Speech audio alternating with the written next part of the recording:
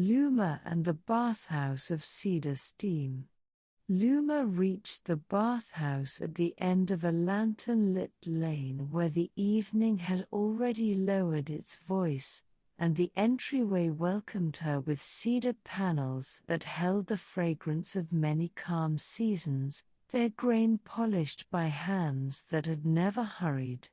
A low bell sounded when she slid the door, and the tone seemed to know her name, not as a label but as a breath. Tatami mats greeted her pause with that gentle hush that only woven reeds can make, and along the corridor small bowls of river stones rested in niches, each bowl filled with smooth ovals that looked as if a current had taught them kindness. An attendant in linen placed a wooden tag in her paw, a token carved with a single wave line, and bowed with the unforced grace of someone who trusts the pace of warm water. Lamps along the wall breathed like patient fireflies, and the air wore a light mist that made the cedar speak softly. She felt the bathhouse receive her as a friend rather than a visitor. The changing room opened like a library of cloth, wicker baskets labeled in brush script, shelves lined with cotton robes the color of milk tea, and a row of wooden stools beside polished copper basins. Luma placed the tag in a cubby and felt the cedar bench beneath her paws, a pleasant warmth passing from the wood into her bones. The attendant showed her the practice of the place: rinse from the bucket, sit and breathe, pour water over shoulders, repeat until the mind forgets to hurry, and nothing about the instructions felt like a rule, only an invitation. She filled a ladle and watched the arc of water become beads on her fur, each bead a small lamp that soon returned to the basin with a sound like a whispered yes. She entered the first pool where warm water held citrus peel and pine twigs, and the scent behaved like a friendly map leading inward. The surface accepted her without splash, and she and the pool agreed on a pace as calm as the tide inside a sheltered cove. Above her cedar beams crossed like quiet eyebrows, and the windows looked onto a walled garden where moss had made peace with stone. A little spout fed the pool with a silver thread that sang to itself as it fell, and the song kept the same key as her breath. She rested her chin on the stone rim and counted: inhale 4, rest 2, exhale 6, rest 2, a measure that made time feel like cloth being folded. A door led to a cooler bath carved from smooth rock, its surface faintly misted like a mirror that remembered winter, and she felt the tender surprise of coolness welcome her skin the way morning air welcomes a just brewed cup. The change refreshed without insisting. A row of bamboo ladles rested on a crossbar, and she lifted one and poured 3 small arcs over her forelegs, watching each arc break into pearls that returned to their origin. A heron-shaped fountain regarded her with the courtesy of a careful host. Behind a screen of shoji the steam room hovered, light breathing through the paper like a patient animal. Inside, benches of hinoki would line the walls, and the air held close and kind around her whiskers. On a shelf a bowl of salt mixed with powdered leaves waited with a small brush, and a note invited guests to rub the mixture gently onto shoulders and arms, then wait while the body remembers how to glow. Luma obeyed and felt her skin appreciate the quiet attention. Through the haze she could just make out a stone basin where water fell one drop at a time, and each drop sounded older than worry. When she stepped out, a corridor of air received her, a cooling gallery opened to the garden. River stones paved the floor and gave her pads a whisper of massage, and a rill ran along the edge where tiny leaves had chosen to become boats. Carp drifted in a shallow pool, their orange and ivory bodies moving like slow thoughts, and paper lanterns bobbed where a soft draught explored the eaves. A wooden table held slices of pear and bowls of salted plum, and a kettle rested over a charcoal bed so mild it glowed like sleep. At the heart of the bathhouse stood a circular room with a dome of glass and cedar ribs, and in the center a pool of still water reflected the dome so precisely that it was hard to tell where reflection ended and room began. The surface looked like polished slate until her whiskers brushed it and it learned to ripple again. A sign offered a practice called water contemplating water.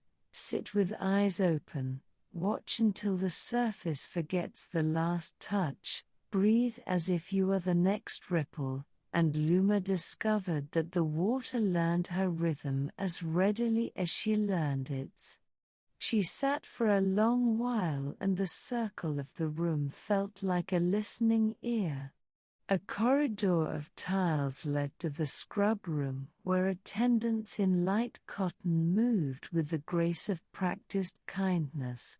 Here a cloth glove and a warm bucket stood ready at each stool, and the gift was offered, not an obligation, to help the body let go of what a long day might have gathered.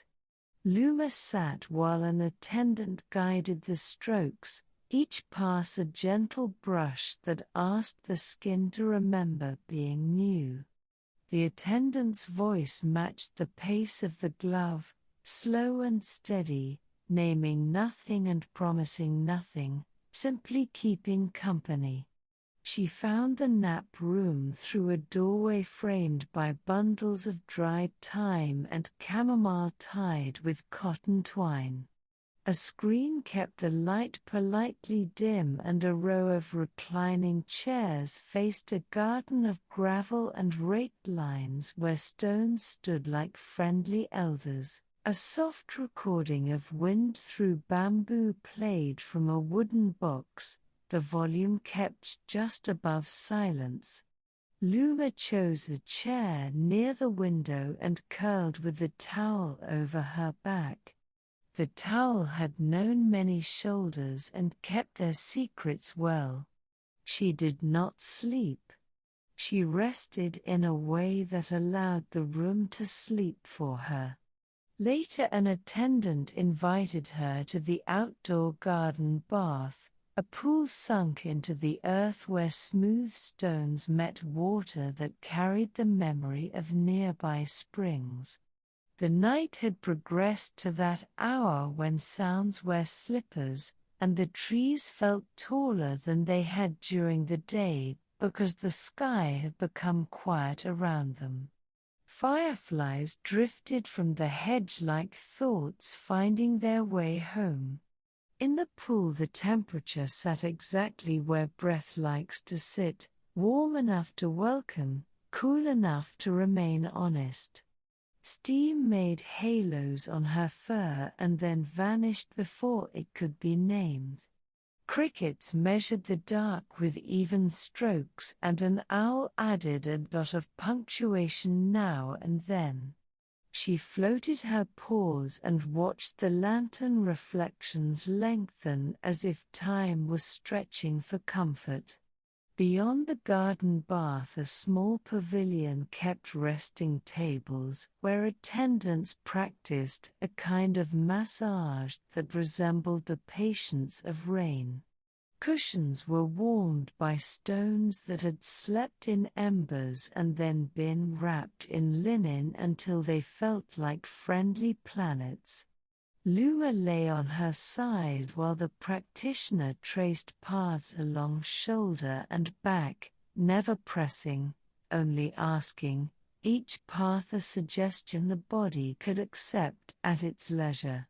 A linen sachet carried the scent of rice and herbs, and with each slow pass the sachet breathed into the air and the air breathed into her.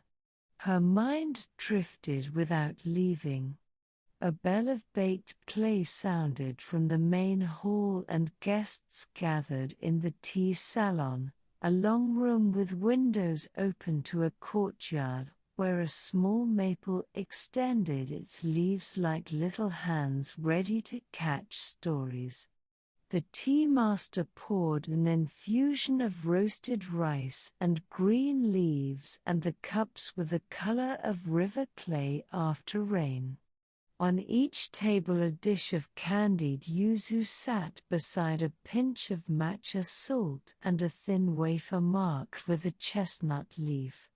Luma held the cup with both paws and felt the heat curve into her, and when she sipped the tea the entire bathhouse seemed to share the swallow. Conversation stayed low and gentle, more like weaving than like talk. After tea the house offered a slow tour, a circular route through every room taken with 12 steps only, one for each number on a clock that had learned gentleness.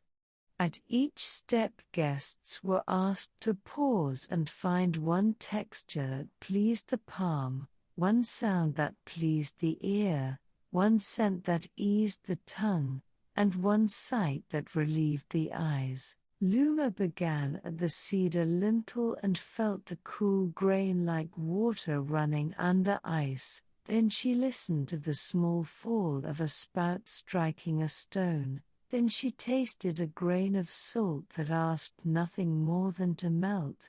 Then she watched steam write a message on a window and erase it with the same care. With each step the tour loosened another knot in the day's rope. The last room she visited was the fragrance corridor, a narrow passage lined with paper fans hung on pegs, each fan bearing a dab of essence that belonged to the house. Guests could lift a fan and invite a scent to rest near the face and then return it to its place as if bowing. Luma chose one with hinoki and rainwater, another with sweet rice and pear skin, and a third with tea smoke and clover. None of them fought with the others. Each one made space for the next. They felt like neighbors who share a fence made of patience. At the threshold of the exit the attendant returned with her wooden tag and a cloth pouch that carried a piece of soap pressed with the mark of a ripple. He thanked her for lending calm to the rooms and asked whether she would like a last bowl poured over her shoulders at the basin. She nodded and sat, and the warm water flowed like a sentence made entirely of good words. She stood and felt ordinary in the finest way, and he smiled as if that were the highest compliment the house could earn.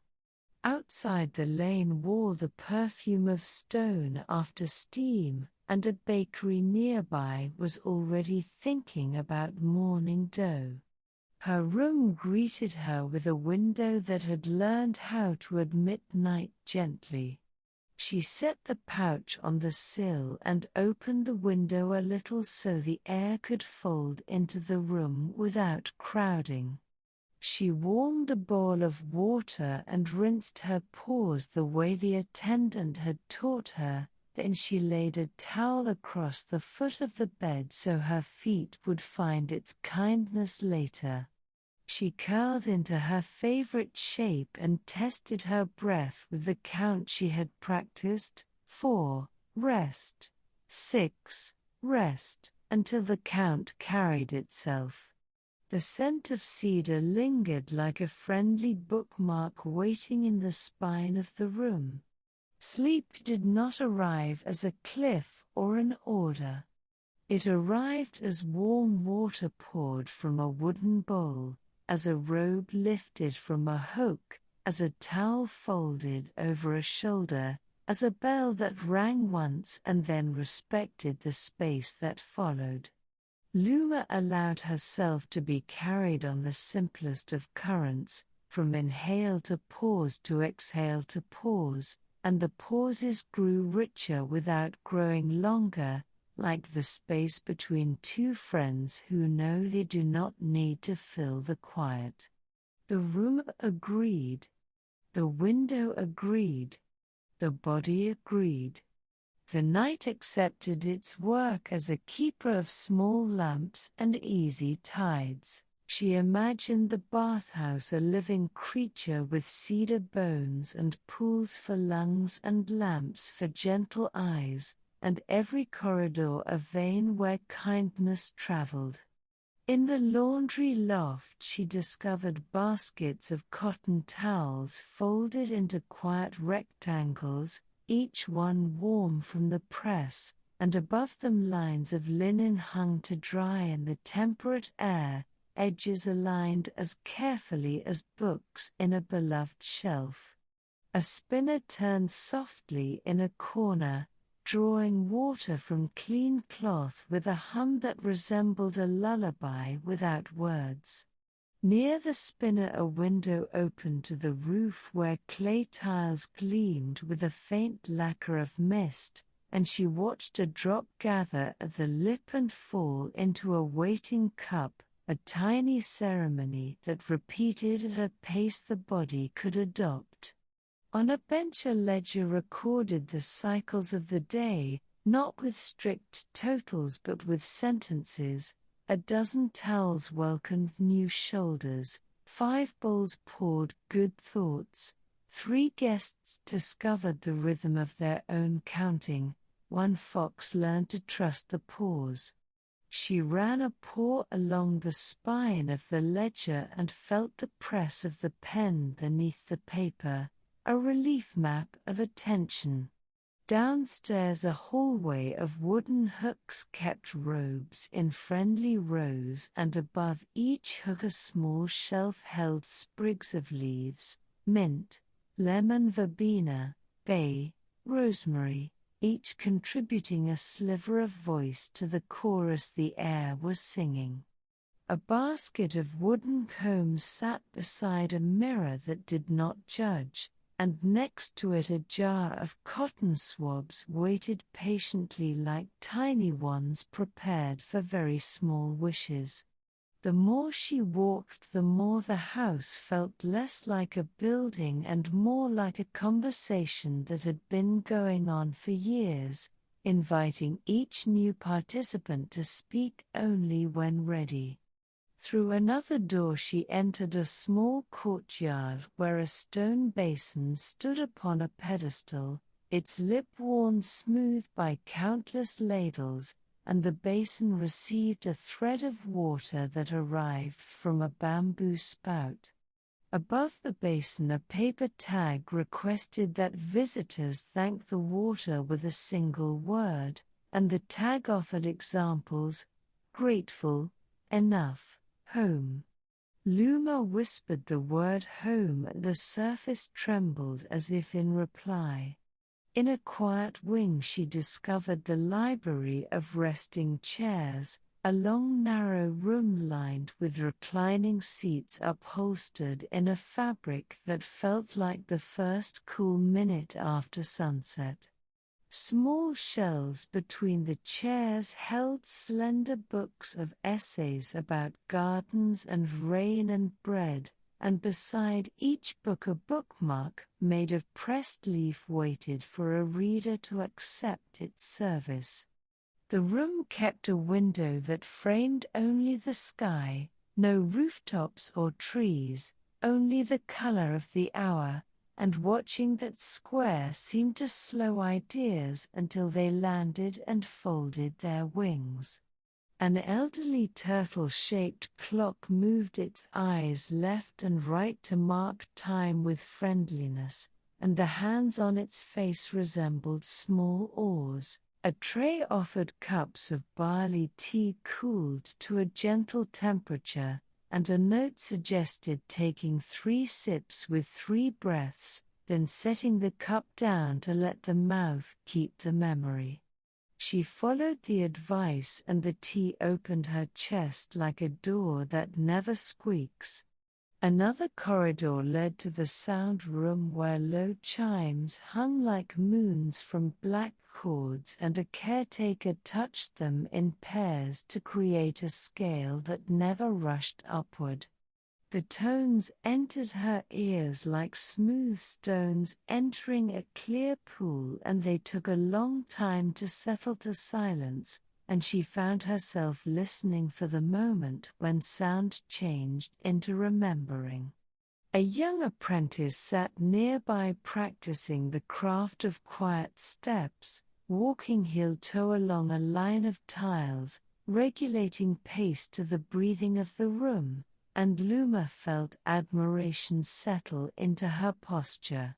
The bathhouse kept a small kitchen for night staff, and the scent of rice porridge and ginger drifted along a hidden corridor, a fragrance that felt like a simple song about kindness.